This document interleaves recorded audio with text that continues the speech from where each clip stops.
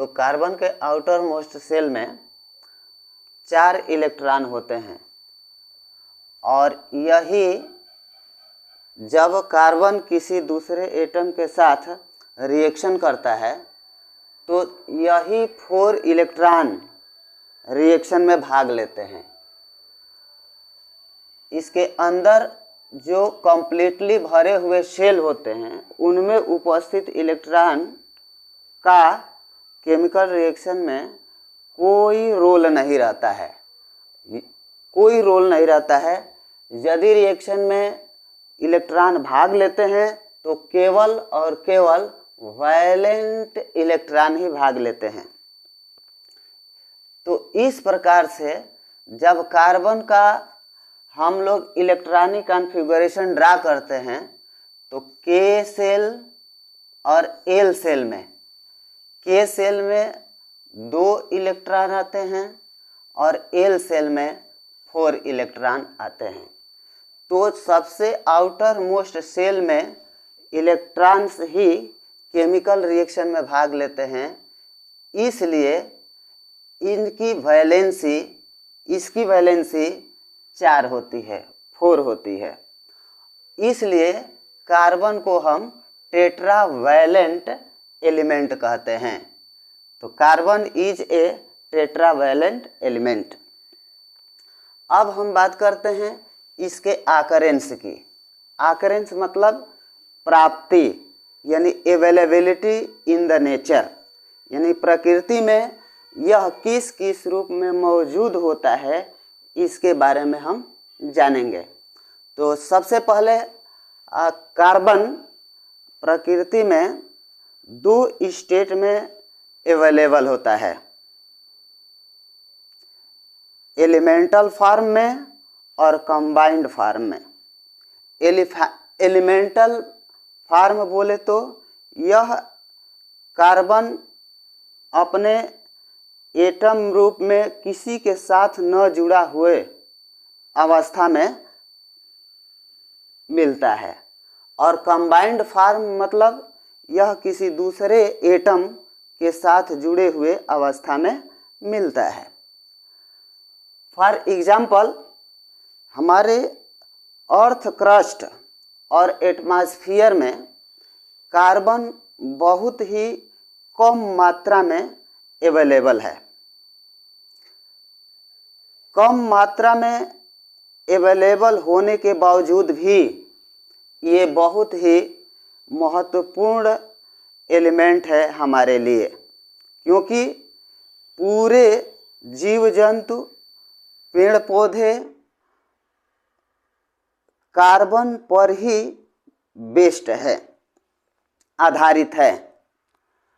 अब बात करें तो हमारे धरती यानी कि अर्थ के ऊपरी जो परत है जिसको हम अर्थ क्रस्ट कहते हैं, उसमें कार्बन की क्वांटिटी मात्र 0.02% होती है। लेकिन ये भी 0.02% क्वांटिटी कंबाइंड फॉर्म में होती है एज ए मिनरल, यानी मिनरल के रूप में पाई जाती है। मिनरल जैसे कि कार्बोनेट के फॉर्म में मिलता है, हाइड्रोजन कार्बोनेट के फॉर्म में मिलता है, पेट्रोलियम, कोल के रूप में अवेलेबल होता है। हमारे एटमॉस्फेयर में कार्बन की उपलब्धता कार्बन डाइऑक्साइड के रूप में मात्र 0.03% है। इस प्रकार से देखें तो कार्बन नेचर में बहुत कम मात्रा में उपलब्ध है। अब कार्बन और इसके कंपाउंड किस प्रकार से बनते हैं इसको समझने से पहले आयनिक कंपाउंड क्या होते हैं जानने के बाद आसान हो जाएगा। तो चलते हैं, सबसे पहले हम समझते हैं आयनिक कंपाउंड्स। तो आयनिक कंपाउंड्स वे कंपाउंड्स होते हैं जो इलेक्ट्रॉन के ट्रांसफर से बनते हैं। जब कोई मेटल नॉन मेटल को इलेक्ट्रॉन ट्रांसफर करके आपस में कंबाइंड होते हैं और नए कंपाउंड का निर्माण करते हैं, तो ऐसे बना हुआ कंपाउंड आयनिक कंपाउंड्स कहलाते हैं। फॉर एग्जाम्पल, जैसे मैग्नीशियम का एटॉमिक नंबर 12 होता है। इसका इलेक्ट्रॉनिक कॉन्फ़िगरेशन 282 होता है। इलेक्ट्रॉनिक कॉन्फ़िगरेशन बोले तो मैग्नीशियम एटम के अंदर इलेक्ट्रॉन का अरेंजमेंट, यानी कि सेल में इलेक्ट्रॉनों का रूल के अनुसार वितरण, वो इलेक्ट्रॉनिक कॉन्फ़िगरेशन कहलाता है। तो इसका 282 होता है। इसमें से जब 2 इलेक्ट्रॉन निकल जाते हैं, ये आउटर मोस्ट सेल के इलेक्ट्रॉन निकल जाते हैं, तो ये अपने ऑक्टेट को प्राप्त कर लेता है, यानी कि 28 यहाँ पर 8 आ गया, यानी कि ऑक्टेट स्टेट को ये प्राप्त कर लेता है। और कोई भी एलिमेंट जब ऑक्टेट स्टेट को प्राप्त करता है तो वो केमिकल रिएक्शन करता है, वो दूसरे एटम के साथ कंबाइंड होता है। तो 8 यानी कि 2 इलेक्ट्रॉन निकल गए, तो 2 इलेक्ट्रॉन निकल गए तो मैग्नीशियम के ऊपर 2 + 4 चढ़ जाएगा, और इलेक्ट्रॉन जो 2 निकले यहाँ पर 2 इलेक्ट्रॉन हम लोग लिख देते हैं। इसी प्रकार क्लोरीन का एटॉमिक नंबर 17 और इसका एटम में इलेक्ट्रॉनों का वितरण 287। और यह क्लोरीन जब एक इलेक्ट्रॉन ग्रहण कर लेता है, ले लेता है, तो यह क्लोरीन एनायन में चेंज हो जाता है और तब उसका कॉन्फ़िगरेशन 28 बनता है। तो हम देख रहे हैं कि यहाँ दोनों केटायन का ऑक्टेट पूरा है, मैग्नीशियम केटायन और क्लोरीन एनायन, यानी कि दोनों आयन का ऑक्टेट पूरा हो गया। तो इस स्थिति में ये दोनों आयन्स आपस में जुड़ करके, यानी कि मैग्नीशियम 2 प्लस अब क्लोरीन माइनस और भी एक क्लोरीन माइनस। क्यों 2 बार? क्योंकि मैग्नीशियम 2 इलेक्ट्रॉन दिया है और जबकि क्लोरीन को एक एक इलेक्ट्रॉन चाहिए, तो 2 आयन्स मिल करके 2 इलेक्ट्रॉन्स लेंगे। तो इस प्रकार से बना हुआ जो कंपाउंड होते हैं, मैग्नीशियम के ऊपर 2 प्लस और क्लोरीन 2 ठो है तो 2 क्लोरीन के ऊपर -4, 2 आयन्स मैग्नीशियम केटायन और क्लोरीन एनायन मिलकर मैग्नीशियम क्लोराइड कंपाउंड बनाते हैं। तो ये कंपाउंड ऑपोजिटली चार्ज्ड आयन्स के एग्रीगेशन से बने हैं, इसलिए इन्हें हम आयनिक कंपाउंड कहते हैं। आयनिक कंपाउंड के बीच आयनिक कंपाउंड में आयनों के बीच लगने वाला जो इलेक्ट्रोस्टैटिक फोर्स है ये बहुत स्ट्रांग होता है, इसलिए इनका मेल्टिंग एंड बॉइलिंग पॉइंट बहुत हाई होता है। इस बात को याद रखना है। तो इस प्रकार से हम कह सकते हैं कि ionic compounds are those compounds which are formed by the transfer of electrons from a metal to a non-metal. For example, magnesium chloride is an ionic compound.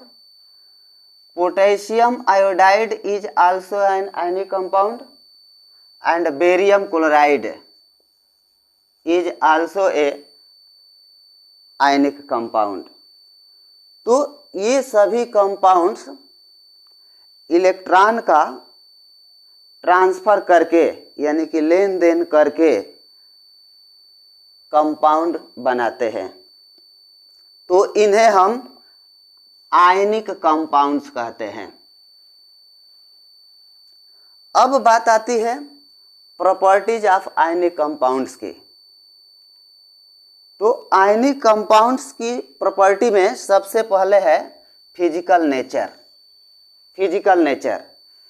यानी कि वो किस प्रकार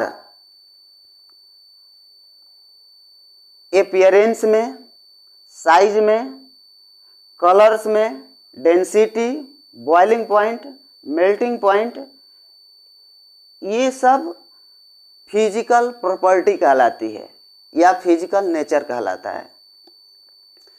तो ionic compounds generally solid state में होते हैं और वे कुछ हार्ड होते हैं, दे आर समव्हाट हार्ड, और उनके बीच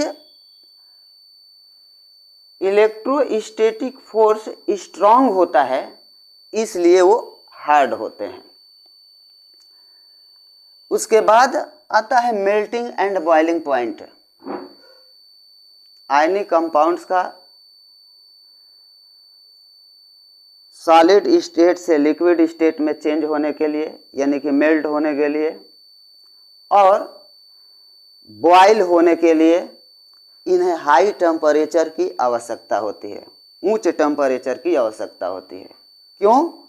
क्योंकि आयनों के बीच लगने वाला अट्रैक्शन फोर्स स्ट्रांग होता है, इसलिए इस फोर्स को तोड़ने के लिए हमें अधिक एनर्जी सप्लाई करनी पड़ती है, हीट एनर्जी देनी पड़ती है, इसलिए इनका मेल्टिंग और बॉइलिंग पॉइंट बहुत हाई होता है।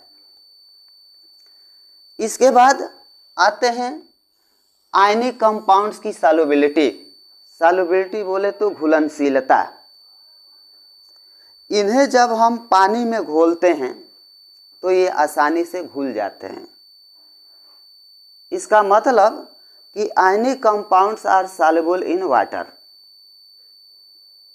लेकिन जब हम इन्हें पेट्रोल, केरोसिन जैसे सॉल्वेंट में घोलते हैं तो ये नहीं घोलते हैं। इसका मतलब कि they are insoluble in solvent such as kerosene and petrol. तो इनकी सॉल्युबिलिटी वाटर में रहती है जबकि सॉल्वेंट में इनसॉल्युबल होते हैं। अब चलते हैं कंडक्शन ऑफ इलेक्ट्रिसिटी कि इन आयनिक कंपाउंड्स के अंदर से इलेक्ट्रिसिटी पास होती है कि नहीं। तो समझ लें कि जब आयनिक कंपाउंड्स सॉलिड स्टेट में होते हैं यानी कि ठोस होते हैं तो इनमें आयन का क्रिएशन यानी कि आयनों का निर्माण नहीं होता और इलेक्ट्रिसिटी को फ्लो करने के लिए आयंस ही जिम्मेदार होते हैं, यानी कि आयंस ही इलेक्ट्रिसिटी का फ्लो कराते हैं।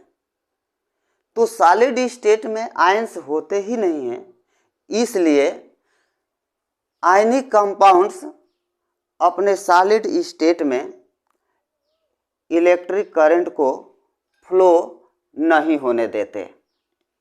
लेकिन जब इन्हें हम मेल्ट कर देते हैं तो इनमें आयंस बन जाते हैं और इलेक्ट्रिक करंट को अपने में से जाने देते हैं, कैरी करने देते हैं। तो इस प्रकार से ionic compounds conduct electricity in molten state, यानी कि जब वो लिक्विड स्टेट में आ जाते हैं, लिक्विड फेज में आ जाते हैं, तो उनमें से इलेक्ट्रिसिटी पास होने लगती है। और जब हम इन्हें वाटर में घोल देते हैं, सॉल्यूशन रूप में आ जाते हैं, तो उनमें आयंस बन जाते हैं, जिसके वजह से ये अपने सॉल्यूशन स्टेट में भी इलेक्ट्रिसिटी को पास होने देते हैं और अपने सॉल्यूशन या मोल्टेन स्टेट में रहने के दौरान हीट इनके आयनों के बीच लगने वाले अट्रैक्शन फोर्स को ब्रेक डाउन कर देता है, जिसके वजह से आयंस लिक्विड स्टेट में या सॉल्यूशन स्टेट में फ्रीली मूवमेंट करते हैं और इलेक्ट्रिसिटी को अपने अंदर से पास होने देते हैं।